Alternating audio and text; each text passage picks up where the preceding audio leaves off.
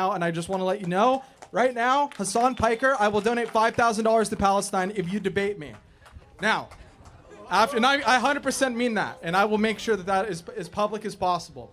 My question for you, Charlie, is I just want to make it clear, I am against affirmative action.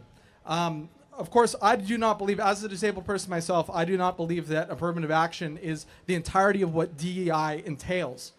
That being said, I would be fine with DEI gotten rid of if it meant like a true meritocracy in the United States. But why would I trust Donald Trump to create a meritocracy when he himself has appointed the least accomplished and the least, essentially, yeah, perfect word, the least accomplished cabinet in U.S. history, at least in my opinion. If you disagree, I can explain why I feel that way. Well, first of all, one thing doesn't have to do with the other, but I'm going to reject the premise that it's the least qualified cabinet ever, so we could talk about that.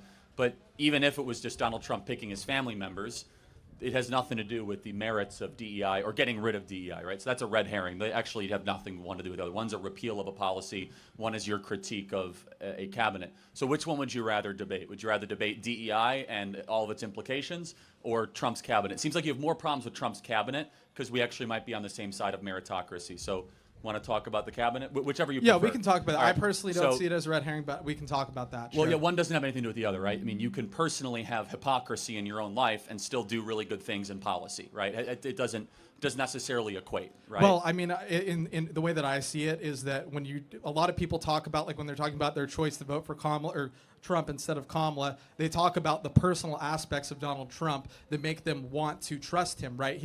A lot of people trust him. You can see the way that people look. I mean, everybody's wearing the MAGA hats. People trust him. Why would I trust him? Okay.